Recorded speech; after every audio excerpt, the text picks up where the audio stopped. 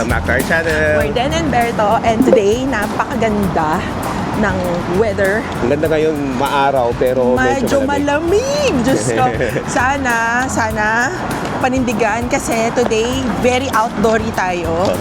Pupunta kami ngayon sa Tungchung Station at kami ay mag-ngongpin. Grabe excited na kami guys kasi first time nila, hindi actually second time na ni Luke guys. Ito ang itsura ng Yao Ma Tei pag umaga. Medyo busy, ang daming taong pumapasok. Oo. Ganito ang morning rush dito sa Hong Kong, guys. Ang bilis ng pacing ng mga tao, parang yung escalator. Very unique talaga guys yung escalator dito sa Hong Kong. Tingnan nyo kung gaano kabilis. Ito talaga isa sa mga mabilis na escalator na nasubukan namin. Guys, madali lang mag-navigate dito. Google Maps pa din. Galing kami sa Yao Ma Tei Station, tapos bababa sa Lai King para magko-connect doon sa Tungchung Line. Usually, yan, lilipat ng platform. Oo. Paglipat ng platform, titignan nyo lang kung saan papunta. Ganun. Para kasi yung itsura niya, di ba sa atin, sanay tayo sa mga LRT. Isang ganun lang siya. Ganun, tapos sa kabilang lane pa ganun. Sa kanila, may pa ganun, tapos sa taas may pa ganun, sa baba pa ganun. O, ayan, sakay na kami.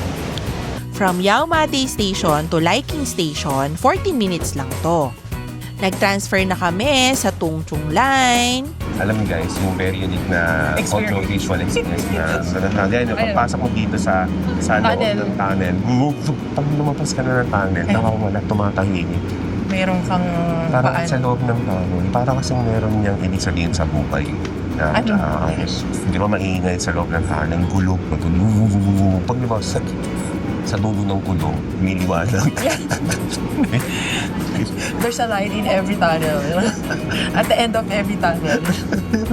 Talagang pinilip eh. From Lai King to Tungchung Station, 21 minutes naman.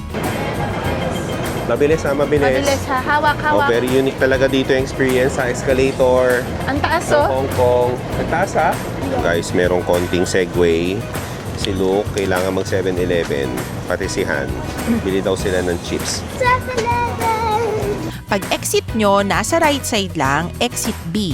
Susunod lang kayo sa signages. Alam nyo guys, ang maganda dito sa entry ng Yongping 360, nandito yung masayang pasyalan mamaya, yung Citygate Outlet. So usually, pagka galing ng Ngongpin at saka dun sa Buda, dito talaga bumababa at nagsha-shopping Oo after. nga, marami daw mga good Kistify, finds dyan. Berto! Ha, may Kistify. Oo, may Kistify mamaya.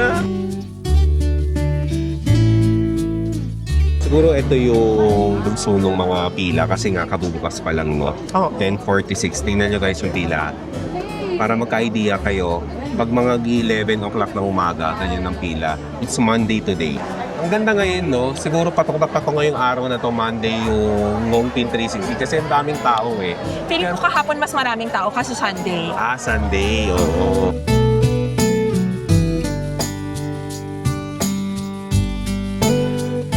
Guys, ganito. Bigyan namin kayo ng tip kasi hindi namin naisip na ganito na ngayon dito kasi nga ang tagal na namin nagpunta. Meron kasing option na Crystal Plus cabin.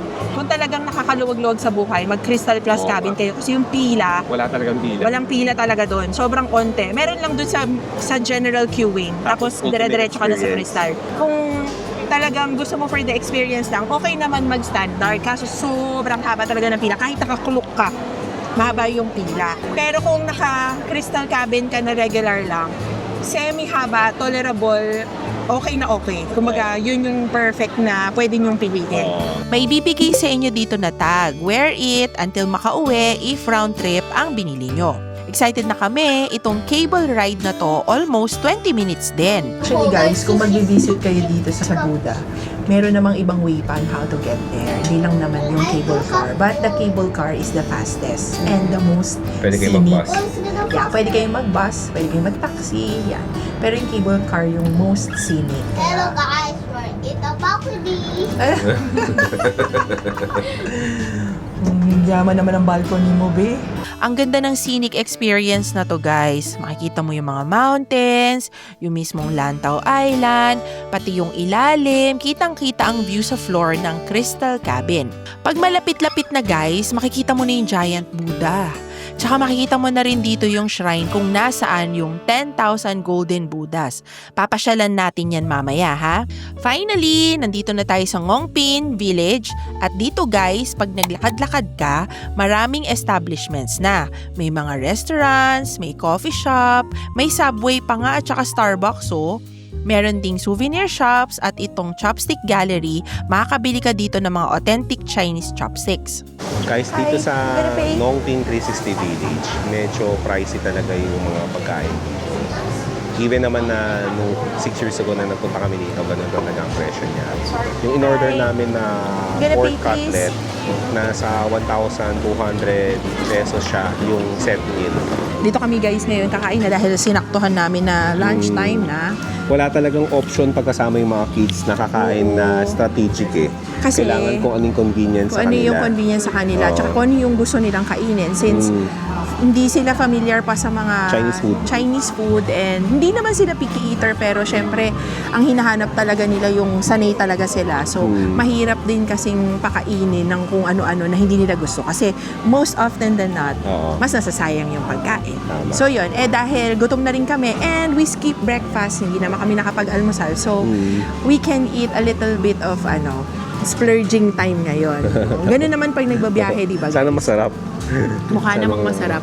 Ganun naman guys pag nagbabiyahe, di ba? Meron kayong meal na nagsisplurge kayo, tapos may mga meal na nagtitipid. So mamayang gabi at sa mga susunod na mga araw, tipid kami na joke lang. Ito na ang pagkain guys. Guys, 1,200 pesos. Yan ang kinain namin guys kasi ito yung may available dito sa burger shop. Yung mga bata nag-burger. Kaya yun. Fried rice siya. Parang omi rice siya. Omi ng rice Japan. na siya. Tapos fried rice. And curry. Yung curry. Malambot naman. Pwede na itong pagkain na to na ma-fuel yung buong araw natin. Seryoso? Pagpunta natin sa Half day mall. Half day pala. Ayan na, mas malapit na tayo sa Buddha. From doon sa entrance ng Ngongping, papunta doon sa paahan ng Giant Buddha, around 8 to 10 minutes ang lakaran para makaredy kayo if may mga kasama kayong kids or senior. Pagpasok doon sa Arco guys, merong mga interesting na mga statue.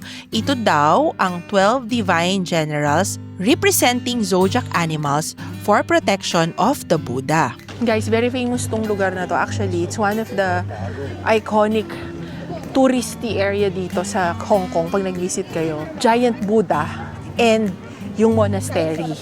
Isang lugar lang naman to. Pwedeng after airport, diretso kayo dito kung maagang flight or pwede nyo siyang i-day tour. Actually, half day pwede na. Guys, dito na tayo sa paanan ng Buddha. 200 plus 63 steps ito. Paakyat. Kayang-kaya. Kaya yan. Kayang-kaya akyatin itong mga steps guys, even ng mga bata. Medyo mahaba pero may mga breaks naman. Pwede din naman magpahinga.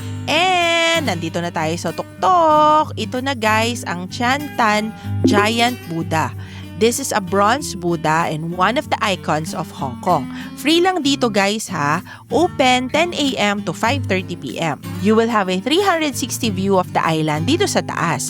Mapapansin nyo na may 6 divas sa paligid at ito ay may kanya-kanyang mga offerings. Totoong 360 degrees views guys.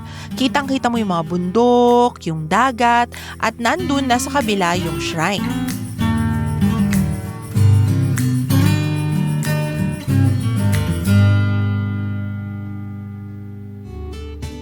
From doon sa Buddha, about 10 minutes walk ang Polin Monastery. One of the must-visit dito sa village, itong Polin Monastery guys. Free lang din ito.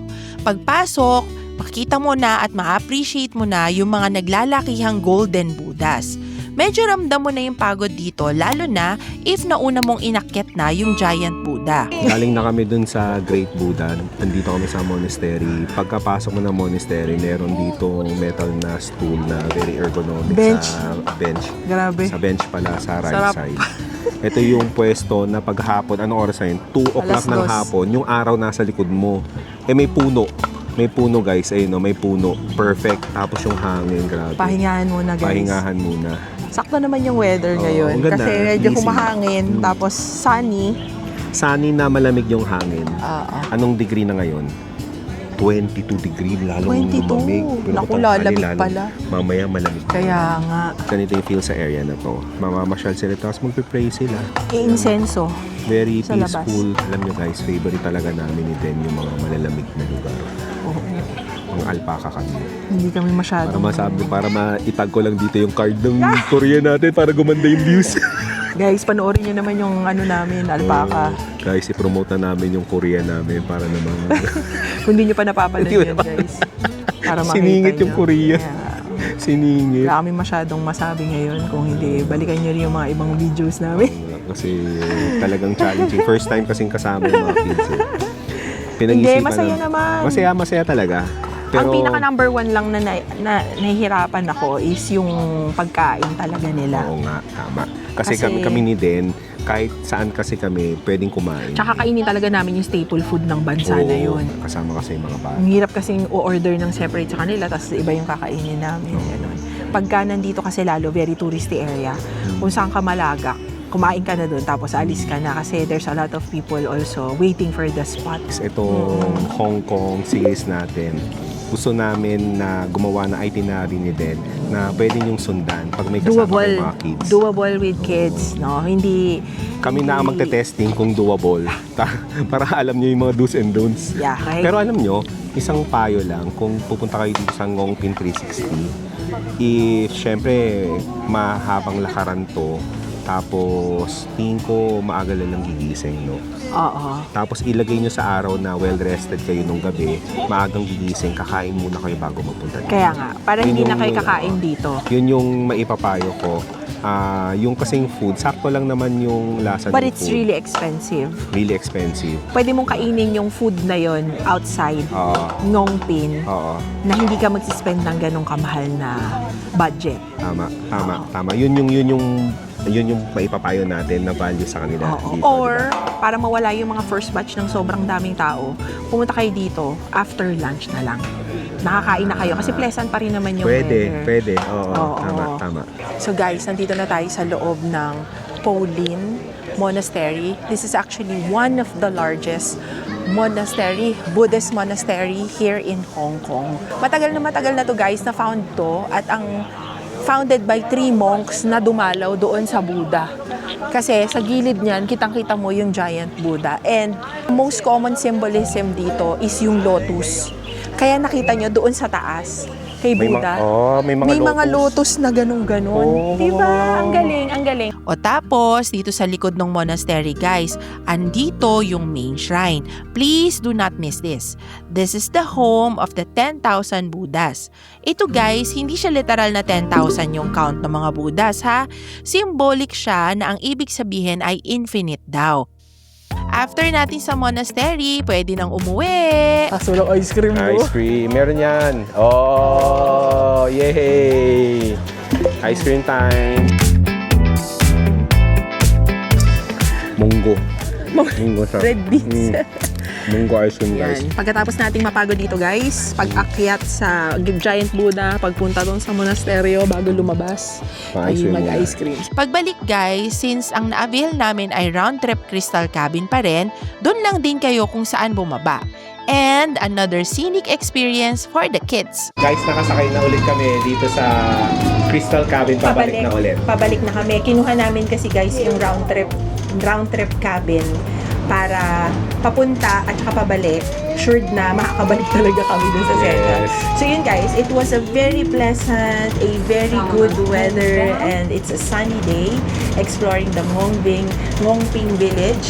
Saya naman, pumunta Dapat ka tayo dito sa... napakita. Saan tayo pupunta?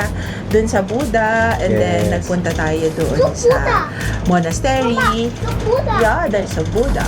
So yun guys, babalik na kami ngayon. And if you like our video, please like and subscribe.